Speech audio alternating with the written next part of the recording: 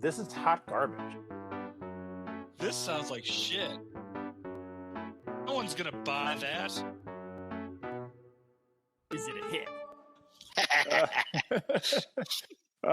Welcome to another episode of Is It a Hit, where you, the listener, will join us on this voyage on the 7 seas to make that next big hit single.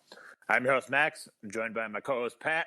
Oh, and if let's say if there was a March Madness bracket for people to be on a podcast and people to write you a song, Pat and I would probably be like a 12 or 13 seed. Solid seeds. In that region, the number 1 seed is definitely going to be Nasty Nathan Sharp. Oh, here we go. A little clap action. There you go. We're mad. That's a great entrance. That's a great lead-in. Come on. Yeah, number 1 seed. We're mad as a hatter for your region. hits. I mean, your lead-ins about hits. Great lead-in. Loving it. Well, even though it's for number 1 hits, seed, horny for money. even though Nate's the number 1 seed, he still needs the motivation. That's what Pat and I are here to do. We're here to get him to that national championship game. Listen, Pat, Here, I got short shorts on right now. I got a shirt that's tighter than it should be, and it's a polo. And I'm just kind of jumping around. I'm saying, stay loose. And I'm kind of hitting you. I'm patting your butt, up and down. I'm putting too much emphasis on the old buttocks, Pat. I'm just giving you the Coach Pat, butt. And I'm just saying, you got to stay loose. You got to stay loose. And I let my hand linger when we make eye contact. It's funny that you are Coach Pat. Yeah. And you know what?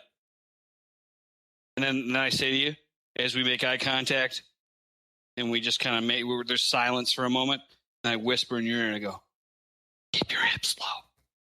And then I back away. Yeah, how do you feel? I feel like I'm never going to think about a firm athletic position the same way again. You feel motivated? You feel loose? Are you going to be able to go out and perform? Are you going to be able to sink those threes? I feel motivated. Nay. Yes, I feel motivated. But you know what I don't feel? I haven't felt inspired recently. But you know what? You know what I've been thinking? There's a great quote that I read, and it said, inspiration is for amateurs. And it's by Chuck Close, and he says, inspiration is for amateurs. And that's where the quote ends, and you fill in the rest yourself. So it's like, inspiration is for amateurs. Bitch. And what I've been thinking about that is I feel like a pro because I've been left uninspired this past week. Oh, okay.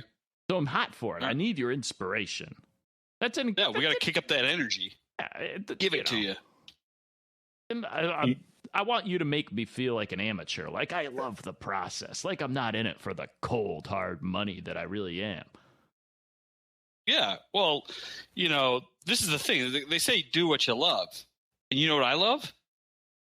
Coaching. Money. Yeah. Ooh, yeah. So do money. Do Pat. money. That's what I'm trying to do. I'm trying to do money, guys. That's why we're here. We come in every day, right? Every time. Whenever I have to think up a new way to skim money off the top from our ventures, or a new way to lie to our fan base to get even more, right? Like, remember when you were in the hospital, Nate, and I said, Nate's in the hospital. He's got throat and mouth disease. And people were so worried. They were so worried about your throat and mouth disease that they threw money at our Patreon, just threw it at them. And we just took that money. And the 4 days that followed that import of money, I don't remember a single moment. I mean, the amount of money we blew on the amount of, legal drugs, it was tremendous. And I don't remember a single thing, but all that money's gone. But whose idea was that?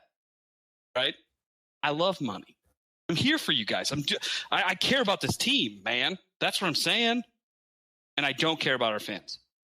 Well, I love the fans because the fans give us the money, and the fans tell us what the hits are, especially over voicemail. We had a couple voicemails come in this past week. It's great. Loving hearing those. That number is 707-780-2448. keep on calling. We want to hear what are the hits. So then you can give us your money. It's easy as that. It's easy as that, boys. Yeah. Last week, the song was Dewey.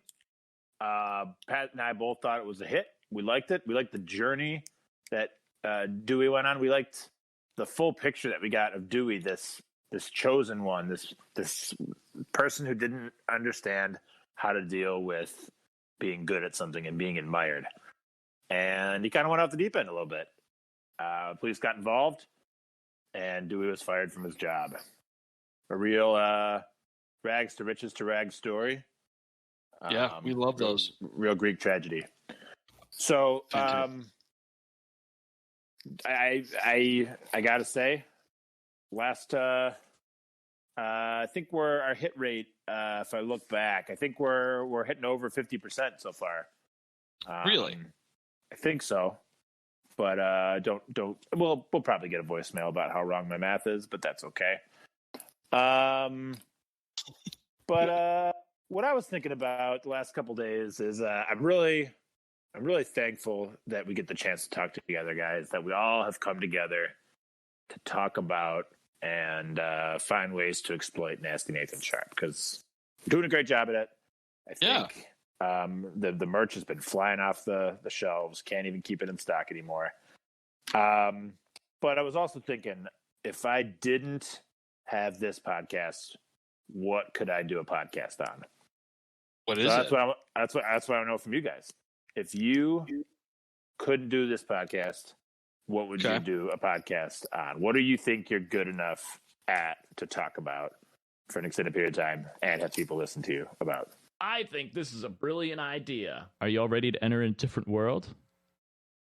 Sure. Yeah. Ooh, different world.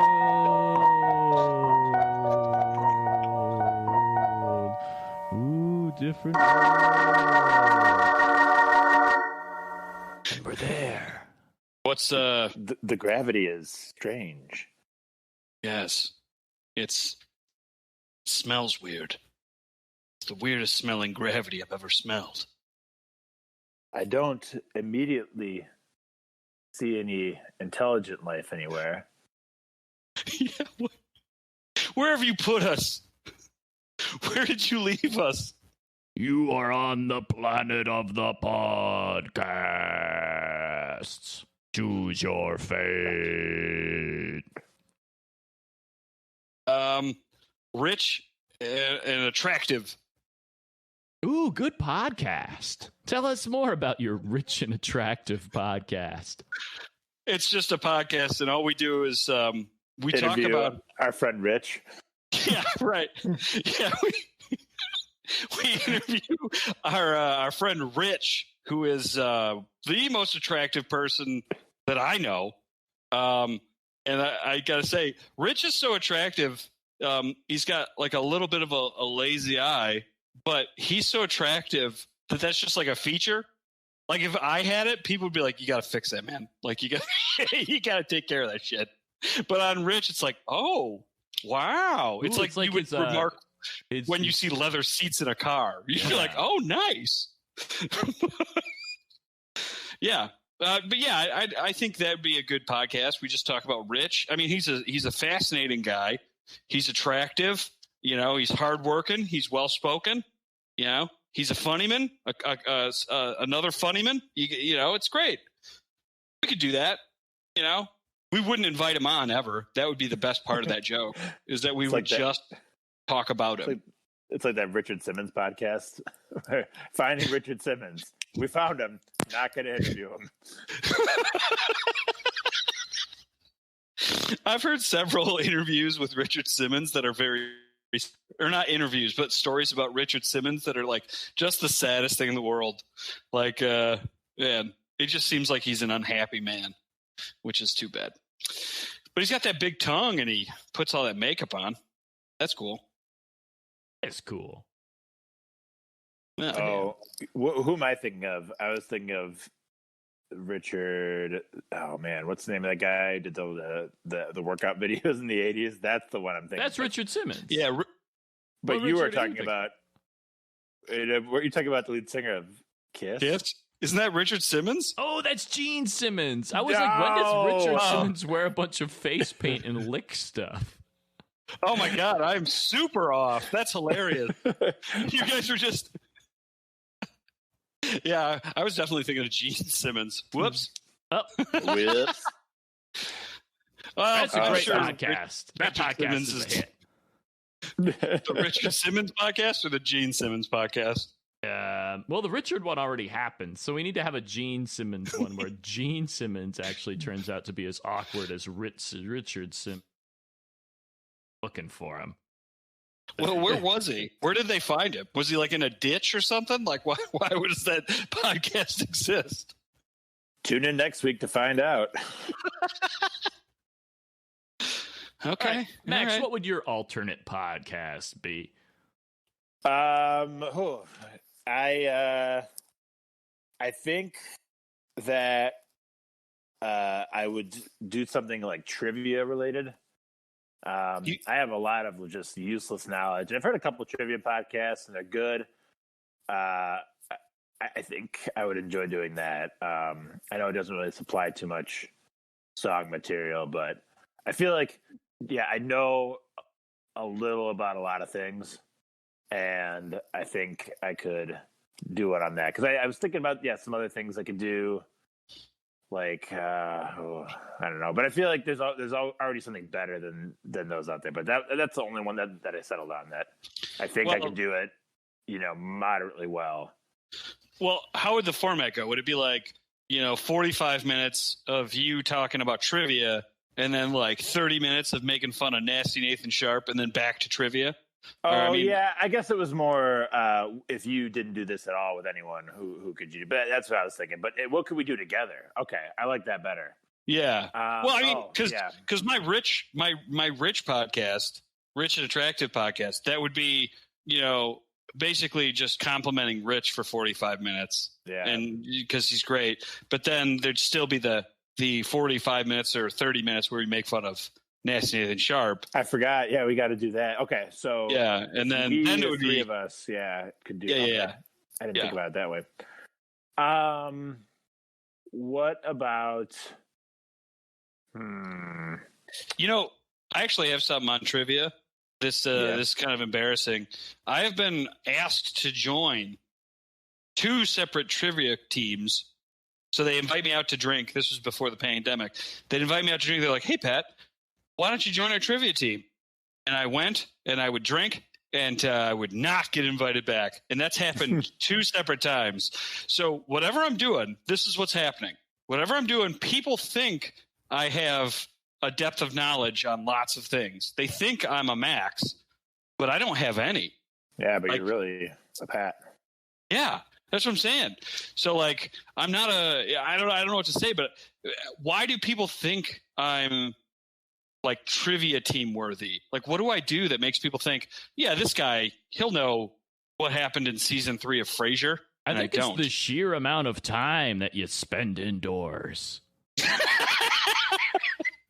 This guy's never seen the sun. And then I show up and lay an egg, and they're like, not him, not again. Yeah. How did you not know season 3 of Frasier was when Niles got into EDM? Yeah. Oh, baby, I hear the... Man, we should just cover that song. That should be our outro. It's just the Frasier song. Oh, baby, I hear the ducks are calling, tossed salad and scrambled eggs. They're calling again. Man, what a good song. Let's just be Frasier from now on, guys. Come on. I'll be the dog. Nate can be Frasier. I'll be John Mahoney. You can be John Mahoney. That's it. We got everybody. All the people. We don't know what's the girl's name on the show? Gilly or something? I think it's Gilly. No, I'll just be Gilly. I feel like I'd be the best Niles. I think Niles is me. Just have to talk like David Hyde Pierce. This is what people are supposed to talk like in acting school. Over enunciate everything. I'm hot for that dude's acting. I think I've stated before that I like a good I like Star Trek: The Next Generation because they fucking act. Yeah. It's all Dude, that was a really good David Hyde Pierce. Oh, my God. That was great. That was really impressive. I was like, oh, man, I haven't heard from that guy in a while, but that is exactly what he sounds like. Yep. There it is. After Frasier, I David. figured out that I did not have to I was making money in my sleep, and I decided that I would become a recluse. And I can't do it. I can't stay in the pocket. You did such a better job than me. Great job. Yeah. Well Thanks. done. Up until recently, I think because him and Kelsey Grammer always enunciated so well, I for some reason thought they were British. Oh, But me too. Not because I watch it so much where I'm like, oh, they're talking in a British accent. I just was thinking, I'm like, oh, Kelsey Grammer. Yeah, that guy's British. Nope. And then I just heard him talk. I'm like, oh no, he's not British. He's just talking very properly. Yeah, because if you change the channel to ABC, it was sharing a time slot with something stupid like Tool Time or whatever, and the guy on there is just being like, and you go from Home Improvement to that, and it's two very different worlds. We were a Home Improvement family. Yeah, well, I mean, it's all Michigan based, It's yeah, right. I remember I was watching Frasier once. My dad came down. He took off his belt. He went to town. He was like, "Not in my house. Not in my house." He just hit me for hours. They called student services. It was an ordeal. I still love him though. I thought he just strangled himself while masturbating. Well, that's why we had to kill. I think that's an Anthony Jeselnik joke. My dad got so mad at me, he took off his belt and immediately hung himself. Well, he's funnier than I am. Yeah. I love you, Dad. You're one of the 49 people downloading every episode. Is he really? Oh, boy. Oh, that's great.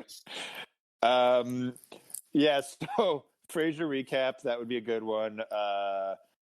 Man, I was listening to a podcast this week, and a woman on there was talking about when she was getting into comedy, she would write Frasier spec scripts as her her writing style, and it sounded very funny. Her reboot was just she was Frasier's adopted British African American daughter, and it's just she would help Frasier meet women. It was pretty well thought out. Some good stuff. Wow. Yeah. Oh, not for me. Even that sounds. Is he still on the radio in that scenario? I think everything's the same, except his dad's dead, and he just adopts a daughter, and the daughter, she's 25 by that point, but she just helps Frasier meet women. And so it sounds weird. What tickles me about this? She's also British. Yes, I always thought everyone on that show was British. Except for the dad. Oh, man. Somehow. The dad was from Michigan. Yeah. And then everyone else is British. The dad's Frasier. Yeah. No, that was the dog. Was great. Yeah, that's right. That was Eddie. Yeah, Eddie was more power. Man. Tool time. Remember? We never got to see Wilson's face. I'll never forget that. Never forget that I didn't get to see it. He showed up for the the final cast, a curtain call, and he came out, in front of the studio audience without his fence. Was it gross? Did he look like Melina from Mortal Kombat 2? He with the skeleton face. He looked absolutely normal. Oh man! It was such a. It was. I mean, he was his voice, but his face. It was something special. It wasn't. Oh, he's unremarkable. That's awful. If it was someone famous the whole time, it was just Jack Nicholson or. Yeah, that'd be cool too. Or a scary mouth full of sharp teeth. Yeah, it's just a shark. Yeah, he's just a shark under there. That'd be great. All right. Well, that's the fan fiction we need to write about. Wilson is Melina. That's that'd be pretty good. Write that into the spec script. Also, his neighbor is now Melina. Yeah. From Mortal Kombat. All right. Do you see this new Mortal Kombat trailer? I have not. Oh man, it looks like what Mortal Kombat always should have been. Like, it looks super violent. The trailer is like, it shows like Jax getting his arms ripped up or like frozen, then broken off. Like, I'm like, yes, this is what sweet. Mortal Kombat should. Yeah, it's pretty sweet, but it's probably gonna be terrible. But it looks like it's like very like one-on-one fighting based. Like, it's trying to recreate the game, but not in a very like hokey fashion. I don't know if there's a tournament. I think there's a tournament, but it just is very violent. Yeah, like from the game. You can't get too realistic with the Mortal Kombat movie. This is the thing I'll say, is that like Mortal Kombat is a cartoon that's it's just South Park, but they don't ever wink. I mean, it's a cartoon the whole time. Like, all the moves are like a guy punches into a dude's spine and then like separates each spinal column and they shoot out his chest cavity, and it's just like, it's cartoonish gore, and it also doesn't make sense in the story. Like, you mean to tell me I'm the good guy and I'm like ripping someone's faceplate off? Like, it doesn't make any sense. Yeah, but whatever. But there's a part where Scorpion, you know, they every trailer has to have that, you know, classic line, and just say, "Get over here," and it's like, yes. Yeah, that's what we want. Yeah, we need quotes. You know, what'd be cool is if this movie had like it was just cartoon violence, and it actually like just followed, like, you know, have you ever done like a campaign in Mortal Kombat? It just doesn't make any sense. Like, you fight your allies because there's good guys and bad guys. But then, like, on your way playing the single player, you have to, like, fight. Like, I'm Johnny Cage, and I got to fight Liu Kang. That doesn't make any sense. We're good guys. What are we doing here? But then, like, if you don't do it, like, Johnny Cage will hit you in the nuts so hard that your head explodes. So you have to fight him. It's insane. What is this, a James Bond movie? Right. Oh, yeah, just wailing on his nuts. Instead of the guy that comes out that says Toasty, that I show up wailing. Wailing. Yeah. I forgot about Toasty. Yeah, Toasty. Wailing. Yeah.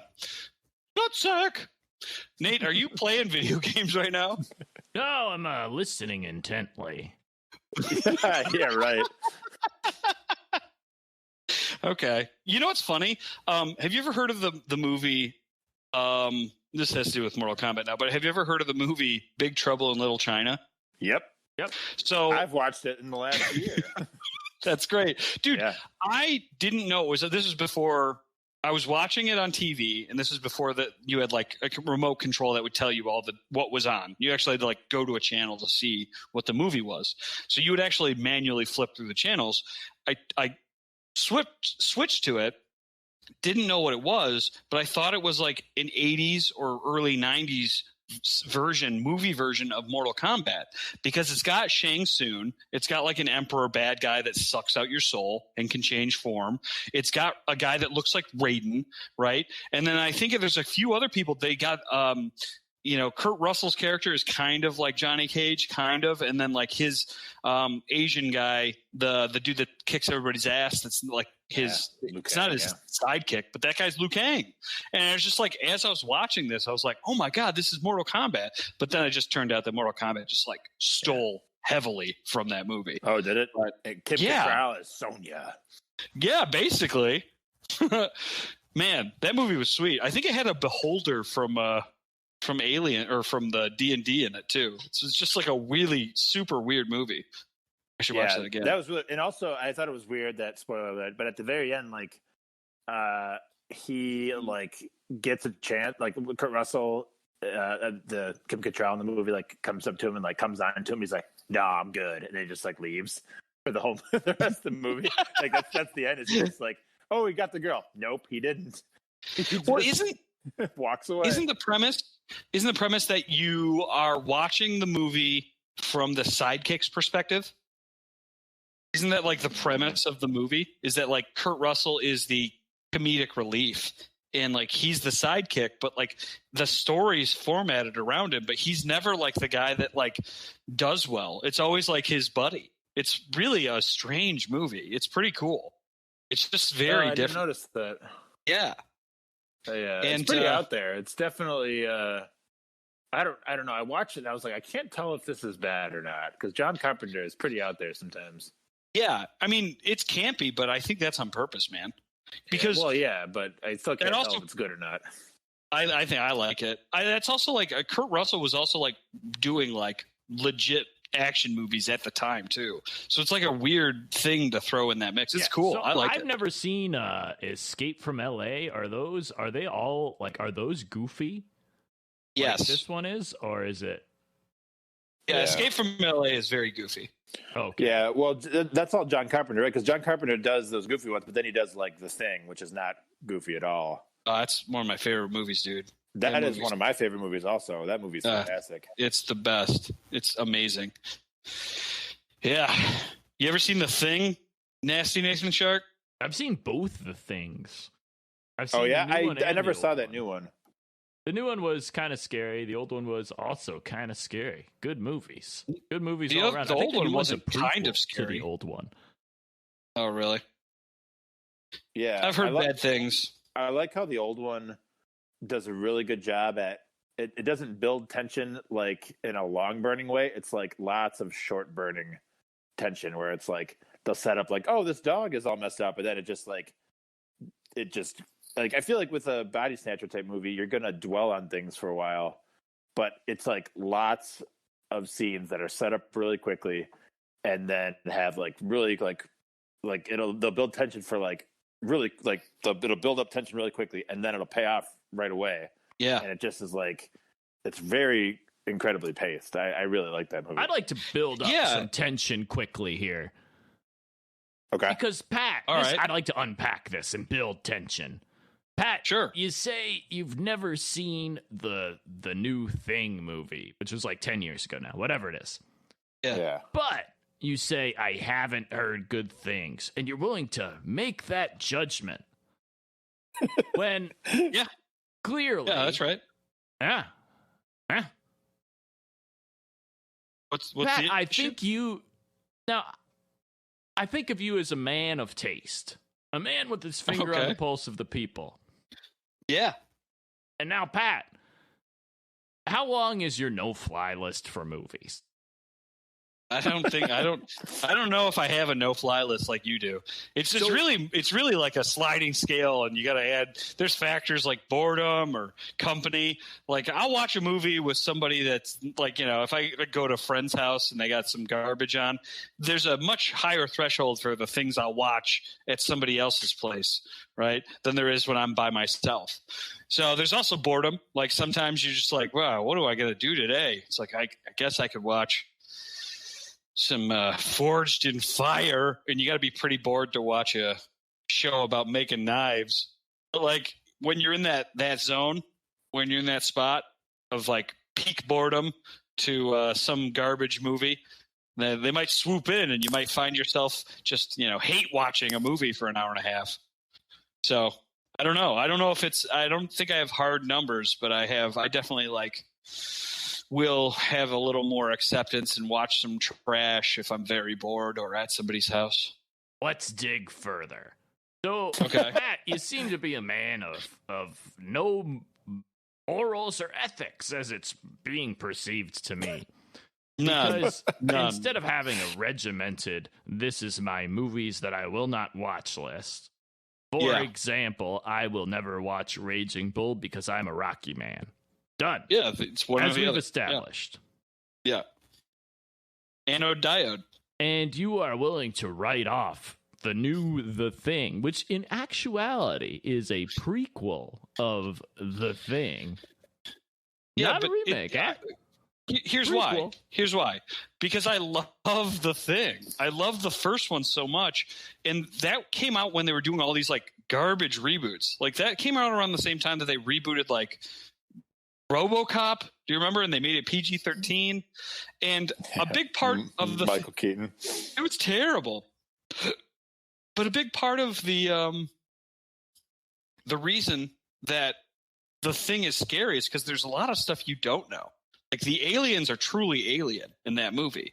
And not knowing what happened to the previous team is part of that unknowing, right? The more you explain about the big bad guy or like this magic, the less magical it is, the less scary it is. So like they just like are really undercutting a big portion of the main one. And you know, the other thing was there was a lot of reports that like it started out with like super awesome practical effects, and then the company, because practical effects are like a huge part of that movie. Like the body horror in The Thing is as good as it gets for me. It's so frightening. I've had actual nightmares because of it. It's just so good. It's awesome. And they're all done practically. And then this one, they were like, they started doing it practically, and then the studio was like, no. And they made it all digital. And I don't know, man, something about digital horror, like you can tell it's not a real thing. And there's just that disconnect, and it's less frightening. You know what, Pat? I respect your opinion, but I do have to say, it really seems like can you rephrase what you said? You said if you have to explain it outwardly, it's not scary. Did you just explain? The more you why explain, the scary movie was scary? If this movie really terrified you, you wouldn't even be able to talk about it, Pat. Yeah, I would. Lots of movies terrified me. You're keeping that under wraps, taking it to the grave. I could talk to you about Hereditary all day. That movie scared the hell off me. It was the hell out of me. And it's just like, it's great. It's amazing. It's perfect. Scared the hell off me. Yeah. I have no hell left on me, boys. But no, that movie's great. No, I can talk about it all day. The more you explain, the worse the villain is. The worse the scary thing is. The more you know about something, the less frightening it is. That's all. That's just truth right there. What do you think, Nate? You got what you need? I think I can salvage a good hellscape out of. Oh man! What do you have in your notes? Yeah, I wasn't taking notes. Back to hellscapes. What? Well, not much of this was notes type conversation. It's more the conversation you feel. What? Hey, who are we to argue with the creative process, right, Pat? We're just the A&R reps. I guess we stir the pot, but we don't have to taste the stew. Well, we do taste the stew at the end, though. That's true. Yeah, and we kind of talk shit about the stew. Yeah, that's right. When it's garbage. Well, you know what you could do? We talked about Movie Monsters, The Thing. That's awesome. You want to make a song about The Thing? That's cool. You know what? There are some Movie Monster songs. You got Monster Mash, right? You got Thriller. Yeah, just sing those. Yeah. I don't think there's one for Aliens. Well, there's a few for Aliens. I'm sure they're out there. Yeah. But we already did a Godzilla. But Godzilla is not the same thing as like the classic monster horror tropes. There's Werewolves of London too. We got werewolves. Oh man. If Nate did his take on Werewolves of London, I think that would work really well because that song doesn't make any sense. And, that song's awesome. But it also has a lot of weird noises. Yeah, it song's great. It's one of my favorite songs, but it just doesn't make any sense. And it's just a lot of weird noises. And I mean, he just didn't have a chorus. He's just like, ow. Yeah, that's fantastic. Yeah. That goes with all the tenets of hit music that we talked about. You know, having a very nondescript song, right? And then just playing it and having fun. I think he stayed up for like 2 days straight to write that song. Like just doing drugs and stuff. Yeah. That's pretty cool.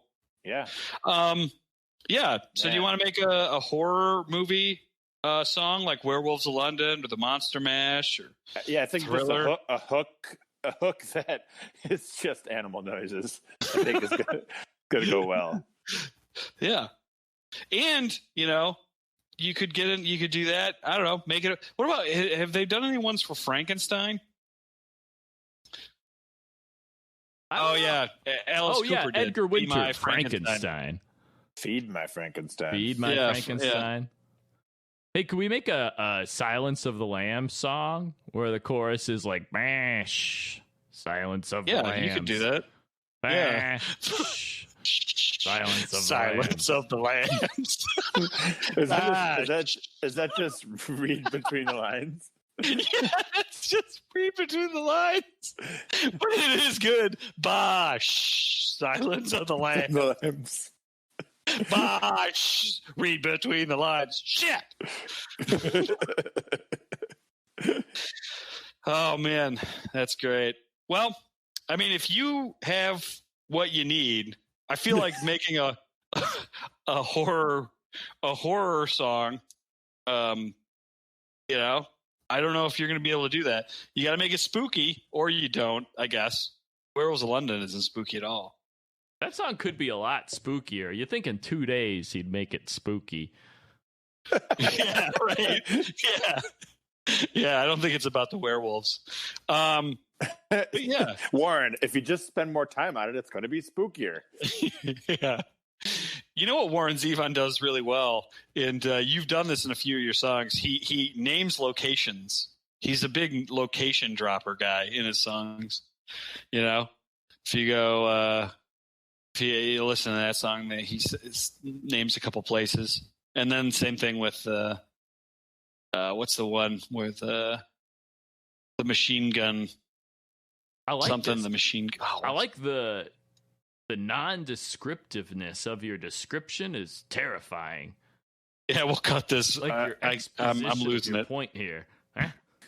Nice. No, staying in. You think you got what you need, Nate? Yeah, I got what I need. Let's do some ad reads or voicemail. Well, we will. Let's get to an ad break, and then we'll come back after this. Keep rolling, Johnny. It's not over, Johnny. Keep stroking, Johnny. It's not over, Johnny. Keep stroking, Johnny. It's not over, Johnny. Keep stroking, Johnny. Pat, who do you think you are? Oh, me online or like in real life? In general, who do you think you are? Maybe at a cellular level. At a cellular level, I would say there's off days, but yeah, mostly myself, I would say. Why? Well, it sounds like you're a little confused at who you are, Pat. So I think you should pick up a 23andMe. 23andMe, where you spit into an envelope, send it away, and then 8 weeks later you have some fodder for your next family get together. Hey, Dad, did you find out that you're not actually Italian? Well, 23andMe will do that for you for your family gatherings. Yeah, what's the matter you, Dad? You're not even Italian. You know what I'm talking about? Like, that's just not who you are. And thank God we got that clarified with 23andMe. And Dad can shut his mouth and just grill and not make it a huge production and talk about the old country. Okay? We're tired of these stories, man. Okay? And it shouldn't take you all day to make a tomato sauce. Let's go. All right? So if you want to confirm with your father that he's not actually what he thinks he is, 23andMe is the way to go. All right? Are you going to have fights with your family now? Yes. But are you going to be able to call your family out on their lies? Yes. And that's what's the most important thing. You got to spit in that tube, mail that, send that away. They're going to tell you they're going to put it in their computer. It's going to go beep, boop. And it's going to print out a map. I don't know. It's like an old-timey map, and it's going to circle it. And it's going to say, like, this place. And then they'll send that to you, and you'll be like, oh, we're from North Devonshire. Yep. Okay. That's So where you're least from. favorite London suburb. And I know what you're Right. thinking. I know what you're thinking, people.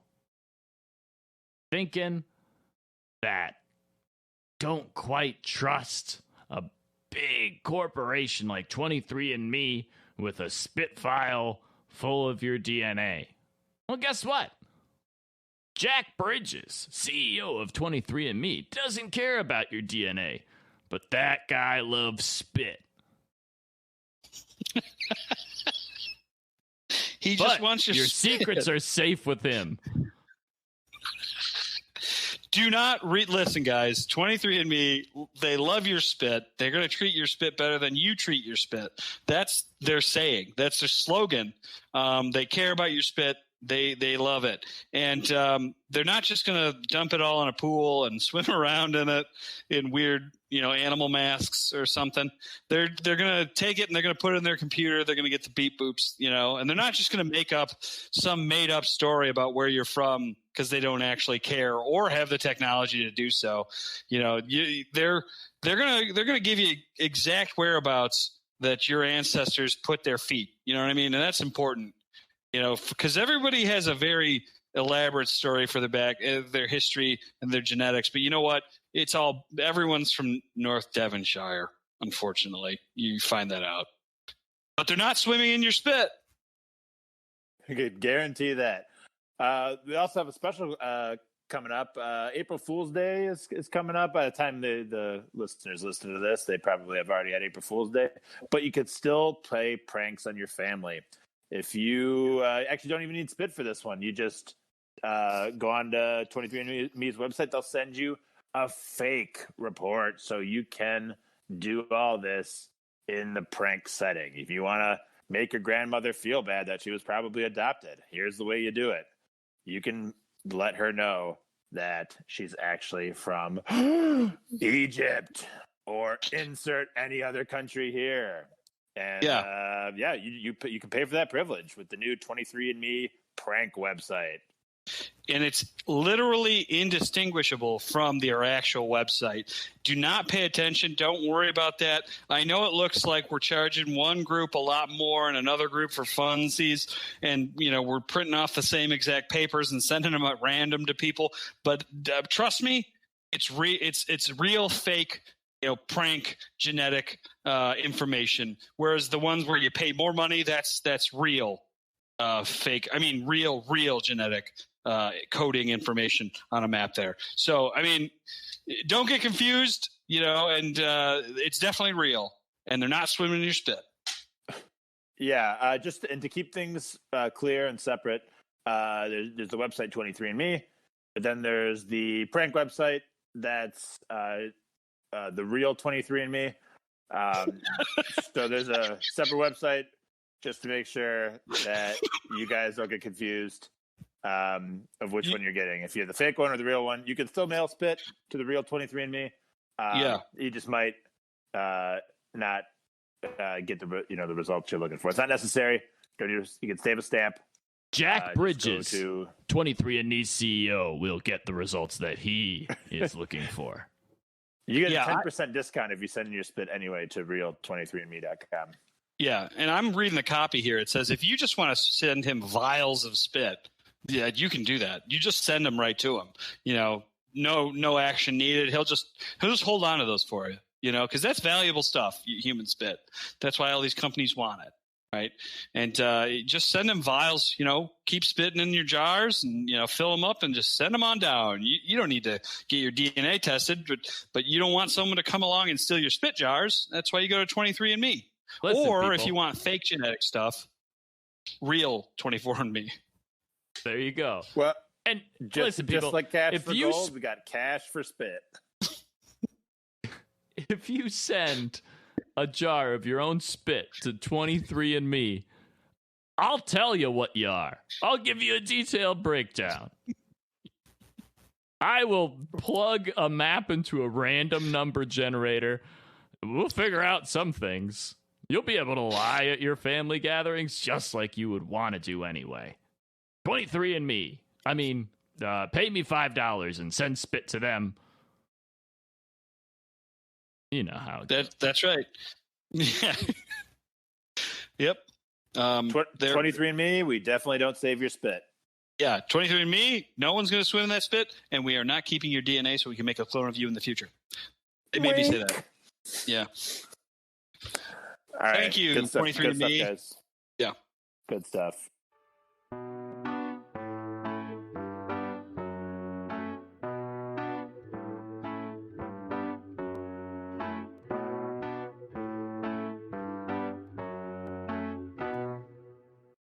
And we're back.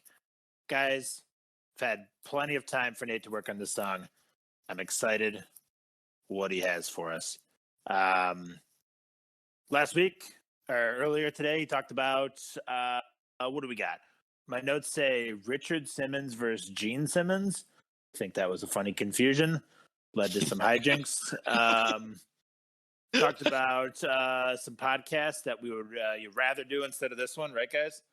We did. And then talked about Frasier. That was fun. How we thought that David Hyde Pierce and Kelsey Grammer were British. Correct. And talked a lot about Tool Time. That was fun.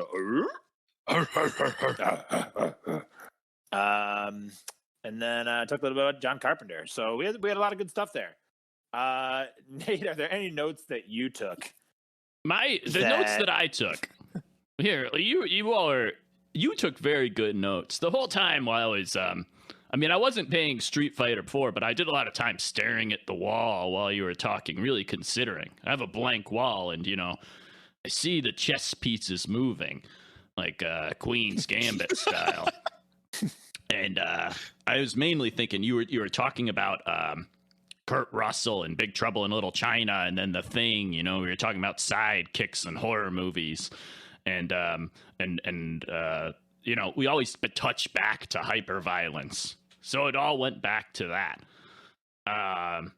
That's where mostly Gotta love your ultraviolence. I do have to make sure, and I'll plug this at the beginning of the episode. People, for alternate podcasts, listen to the greatest wrestling podcast ever with yours truly, Nasty Nathan Sharp, and your commentator of choice, Dr. Bob. He's from Capital City Championship Combat Wrestling in Ottawa. You might know him from some other wrestling promotions. Dr. Bob, your commentator of choice, Nasty Nathan Sharp, the greatest wrestling podcast ever. Lou Tussle Media. Find it wherever you get your podcasts. Except for Stitcher. I can't seem to figure out that one. You have a podcast conglomerate that you're part of? It's Lou Tussle Media. We'll put this. We're considering acquiring this podcast. Are you? Okay. Yeah. I was going to put it in an offer but I want later. all the money. Wait, are you having conversations with yourself on that acquisition? Well, yeah, because I'm part of this business, but I'm part of that business, and they're separate entities. I make myself sign conflict of interest forms. You're just going from one pocket to the other. Me cross-promoting this is a massive ethical breach. Sure, but we're okay with that. We don't mind Oh. ethical breaches. As long as we make money, it's fine. Whatever we have to do to get more listeners. Now, look, the one thing I know about wrestling fans is they're diehards, right? Say it with me. They're diehards. And what do They are. diehards do? They spend Diehards. money. Spend that money. Yippee-ki-yay, motherfucker. I've seen wrestling fans, throw themselves off their own balcony onto like a bunch of fluorescent light tubes, right? I've seen wrestling fans froth at the mouth because some guy raised their eyebrow. These are the type of people that we want to be listening to our podcast. We need to get them into the fold as fast as possible. We need to make them a key demographic that we sustain and grow, because these are the fans, these are the rabid fans that eventually are going to kill you, Nate. And that's what we're all here for. Get Nate so big so fast he can't handle the pressure, right? Eventually I have to leave him because he just doesn't want to listen to my advice, and I've robbed him for several years. And then eventually the person that's in charge of his fan club will suplex him to death. And that's where this train's headed, and I cannot wait. So get those guys on board, man. This is going to be great. Yeah, Can't but before all that happens, get us in a room with Louis Tussle himself. Yeah, agreed. I've been waiting to meet Louis Tussle my whole life. Louis Tussle, and Yeah. we'll arrange up a meeting. It's going to be a good time. Now, he's very particular. So I'll talk through the interaction Yeah, beforehand. we'll talk about it off air because this is all news to me. News. Yeah. This is all nudes to me. So Speaking of news to me, can you ring my ears with some news, aka a song? yeah, let me patch good you into transition. this. While I'm patching you in, let's see here. Now, while I'm patching you in here, I like to say that this song is dedicated particularly to Pat and his lack of ethics of all sorts that you've proposed in multiple times on this very episode of the podcast. So, I'm glad that it's about Pat and not about me. I feel like there's been too many songs about me, so I'm glad to take a back seat here. Tony, settle down. All right. Nope. Pat and Nate are talking. Don't reveal my nickname amongst our group of friends, or my real name. Max? Who names their kids Max? Right. Definitely Tony. I'm Tony. Yeah. Your name is Tony and Godzilla. It's very strange. And Shine. Hey, Tony Godzilla Shine. Tony Godzilla Shine. Is Tony Godzilla Shine here? Tony Godzilla Shine is here. Thank you for abiding by the traditional Czechoslovakian pronunciation. Yeah, you're from a weird place that no one likes. That's pretty cool. Anyway, what do you mean it's about me and my lack of ethics? Can you fill me in, or should I just wait to hear the song? Well, it's an experimental soundscape where I'm trying to capture what's going on inside of your mind in particular. I am excited. I like money and I like to exploit you. And I don't know which one. Some days I like one more than the other, right? But at the end of the day, just, making money off your talent, I think I was made for this, man. Side, ripping out the thing, ripping out throats. The thing, side, ripping out the thing, ripping out throats. The thing, side, ripping out side, ripping out throats. The thing, side, ripping out side, ripping out throats. Well, this all sounds great. Ripping out throats. Side, ripping out throats. Thing, ripping out throats. Ripping out throats. Thing, sidekick.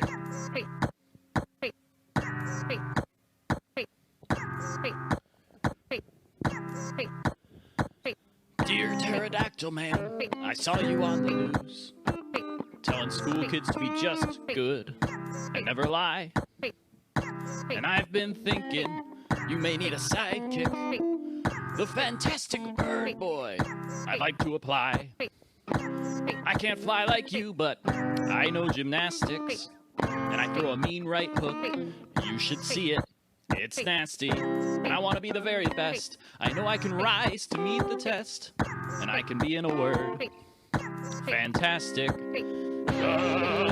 Fantastic bird boy. All day, all night. Fantastic bird boy. Your secret weapon in a fight. Hi, Pterodactyl Man. I'm enrolling in your academy. I've never been so happy. The stars aligned, and I can't wait to learn secret powers like lightning hands, eating criminal hearts and ripping out spines. And I know you tell me patience is needed, and I've got to wait to train so that I can fly to the moon.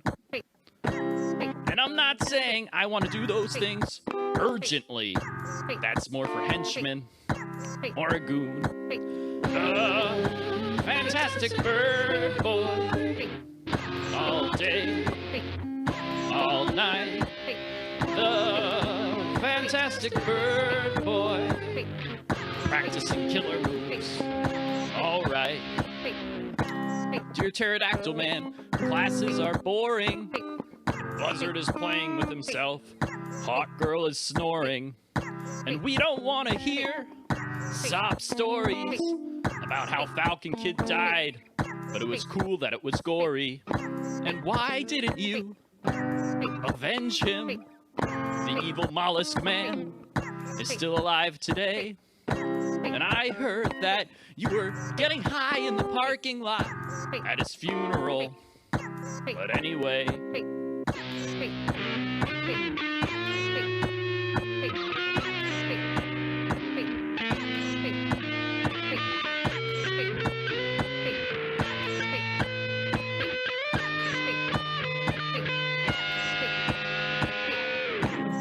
So Pterodactyl Man, I've been thinking, along with Hawk Girl and Buzzard, and we've been drinking.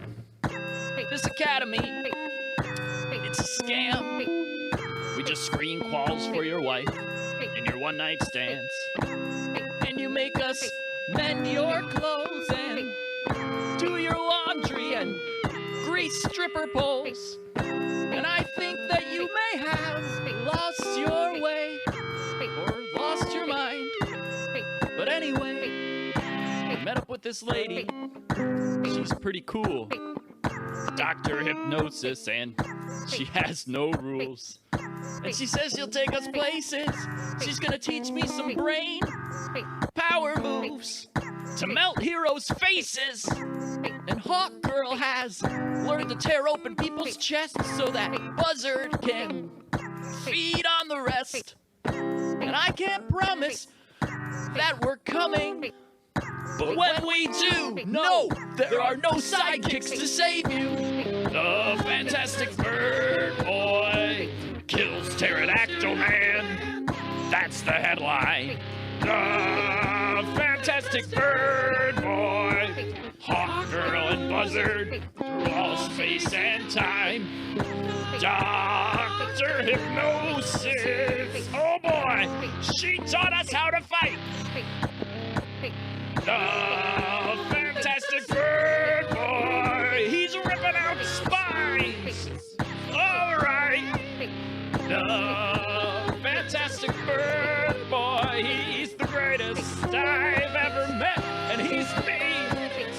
The Fantastic Bird Boy, gonna take over the whole damn world. You just wait and see.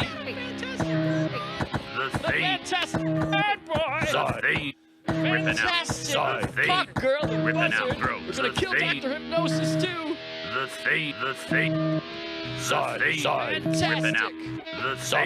Ripping out throats. The thing. Ripping out. The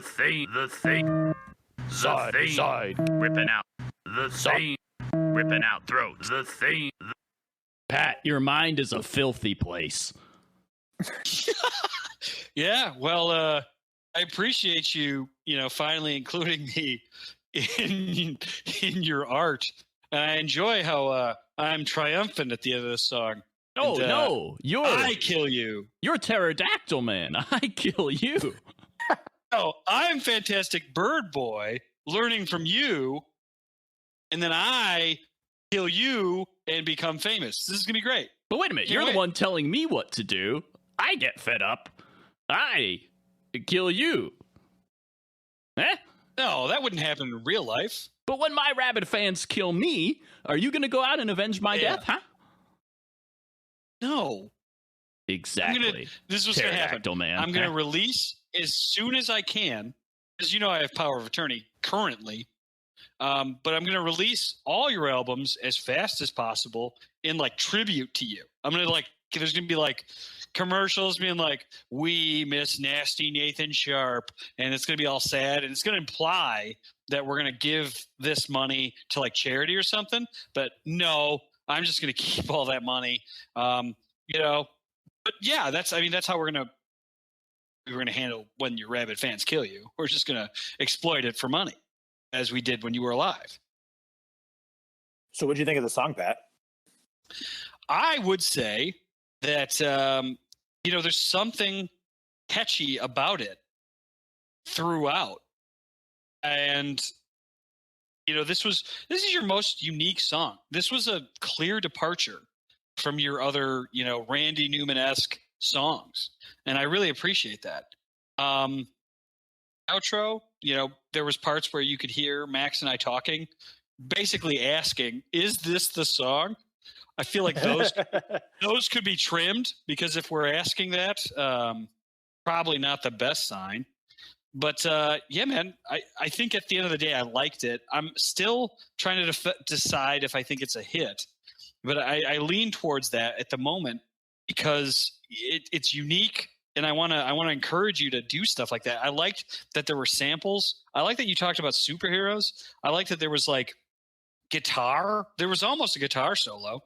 You kind of wound it up like you were gonna shred, and then you just kind of didn't. But this kind of reminded me of They Might Be Giants. Where, there's, and maybe I'm just kind of like, is it Triangle Man? What's that song? The Universe Man, Triangle Man, that one. Do you know what I'm talking about? Particle Nate? Man. Particle Man. Yeah, Particle Man. Yeah. So like it kind of had, it's about superheroes, but it kind of had that, but also it's quirky in a way that, and I'm not going to say that, They Might Be, I don't know their full catalog, but they're not really known for their like samples or anything like that. But it was fun, it was lighthearted, and it was unique. And I think that those actually go a long way, because I can't think of another song that it really sounds like. But I think those are all positives. So I'm kind of on the fence. Let's keep talking about it. Let's see where I get. Yeah, I agree with you, Pat, on a lot of things. That it was definitely his most unique song. Just in this, I mean, we've only played, we're on to episode 9 now, and I feel like we've had kind of a similar through line with a lot of his songs, but this one was one that I think that I was hoping that Nate would get into this style of experimental, because the other experimental was more like rock opera type stuff. But this reminded me a lot of MGMT. Really? Specifically when he did that guitar solo, that I even wrote down here, MGMT break, and put an exclamation point, because that they do that a lot of songs where they get into like these like very like stadium guitar solos in the middle of these EDM songs, and I thought that was that's what it reminded me of there. But there's also that experimental aspect of it where the music track on it was was just like sampled clips, and I really like that. And I like songs in general that do that. I can't think of any right now, but I know that I've heard them before. But I really, really like the song, and I'm going to say it's a hit. Okay. I liked, there was some good lyrics in there too about it being a scam, and it's just a place to screen calls for your wife. I really like that line and that aspect of it. I like the line, "Why didn't you avenge him?" That's a good one. That brings up the inner conflict there, and why Pterodactyl Man and Fantastic Birdboy, might be fighting with one another. I really like this song. I like this song a lot. I didn't take that many notes just because I was so happy listening to it. You were in the groove. I was. Yeah. Oh, wow. Okay. Yeah. Nate, Nasty Nathan Sharp, amateur pro wrestler extraordinaire, podcaster of many podcasts. Talk to me about who we're going to sell this song to. Win me over, Nasty Nathan Sharp. Pat, you were just telling me about how you were proselytizing to some hipster nerds. Is that right? Oh, yeah. Got to make fun of the hipsters to their face. That's the only way that they'll love you. This is a show 'em song. hate.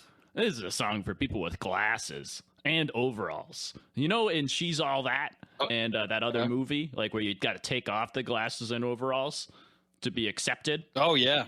Leave the glasses and overalls on. Buy this. Huh? Buy it. Buy 2 copies. Buy one for your friends. Okay. So your plan is to hoodwink hipsters into becoming hitsters. Yeah. Is this correct? Yeah. Yep, hipsters. It's even like it's becoming cool for people that would be cool otherwise. Like people they'll cross their eyes all day just in the hopes that they'll have to have glasses. It's the cool thing now. It's been that way for 5 years. There is something about the song that kind of draws you in and makes you want to pay attention. And I think there's a lot of your other songs don't have that. The problem is that I want to be kind of mean to you. It's hard. I kind of came in hot, and I was like, I'm going to give it to him today. And Did you come in hot because I purposely Based on put in a bunch of off-putting samples to make you mad? Yeah. Is that, huh? Yeah, I knew. Yeah, Huh? yeah, Well, yeah. that's good. They're staying in there I was forever. ready to like. Oh yeah, that's great. The intro, the outro, they that's clearly, not in my wheelhouse of things I like. That doesn't sound anything like Mark Cohn. And, you couldn't walk that music. But despite that, it was a worthy try, not a world-renowned hit. I think that, you could show this to somebody and they might go, huh, what's that? And they might pay attention. They might give you the time of day. And at the end of the day, time is money. And what do we like? Money. Time. Time, the spice. Yeah, Sage. so but yeah, all right. So are we all going to agree on this one? This is a hit. Is that where we're going? Has Nathan successfully won me over because he identified a demographic that I would love to exploit along with him? Pat, I'm not going to tell you and the hipsters what to like. I'm just going to say it's a hit.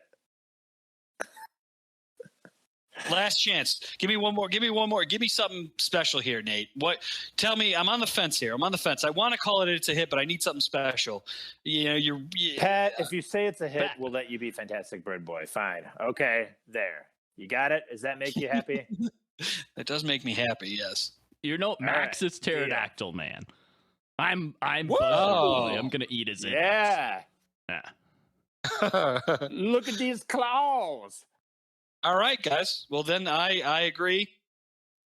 Put my name in the writing credits, and we're all good. It's a hit. You're really not included in any of these samples, Pat.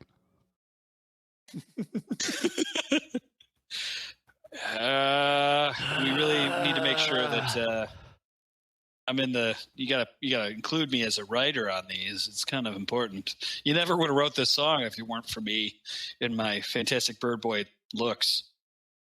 It's your beak. Yeah, Got a good got a beat. strong beak on him. Yeah. Dolly Parton Well, might be I against feel- it, but I'll put you in on the writing credits. I appreciate you. That's what I like to hear. Well, All right. that seems like a natural stopping point. We've all resolved our conflict. We're all happy. No chance for us to get in any more fights. Just like Fantastic Birdboy and Pterodactyl Man. But great episode, guys. We'll be back next week. The only thing I want to make sure we plug is the voicemail. We've been getting some good traction there. 707-780-2448. 707-780-2-HIT. You guys got anything you want to make sure we plug? Oh, hold on. We're on Twitter there. We're gonna plug the plug. Yeah, Pat, keep on plugging. Hold on. Yeah, we gotta Keep on plugging. We gotta Keep on plugging, baby. You know what time it is. 707-7802 hits. Yeah, get on the old Twitter there. We got a picture of Frank Stallone. It's great. I mean, it's everything you need. We also have a picture of Phil Collins. You can't really. Yeah, this is the thing people don't talk about. Can't really find him online anymore. I think the only place you can actually go to take a picture, look at a picture of Phil Collins, is on our Twitter feed. So, if you want to look at Phil Collins, if you want to look at Frank Stallone, someone that almost looks like, Sylvester Stallone, but isn't, get on our Twitter, follow us there. And maybe we'll like you or whatever you do on Twitter. Yeah, our Twitter page is the Phil Collins library of Twitter pages. That's the only place you can find them. That's right. And that Twitter handle is it a hit 1, just to avoid any kind of confusion. Is it a hit? 0 was already taken. Is it a hit 1? That's ours, baby. All right, that's great. Nate, you got any plugs? Plugging. Listen to the greatest wrestling podcast ever. Myself, the nasty Nathan Sharp. Dr. Bob, your commentator of choice. It's your not long watch along. Your hit wrestling from the 70s, 80s, 90s, and today. This week we are talking with the great Gabriel Fuerza and others about the Ultimo Dragon. Bam. All right. That podcast sounds like a hit. And It's a I'd total be hit. one to say because I'm a hitster. Little hipster over here. Anything else, guys, before we sign off? I love you. And I love money. I was talking to this. I was talking to money. I was talking to my wallet. I was talking to money. Yeah, Talking to me too. I was saying thank you to money for giving me happiness. Yeah. Yeah. All right. Well, glad we all agree on money, guys. It's fantastic. That's why we all like Pink Floyd. Well, we'll be back next week with another episode of Is It Hit? Bye. Bye, bye, bye, bye.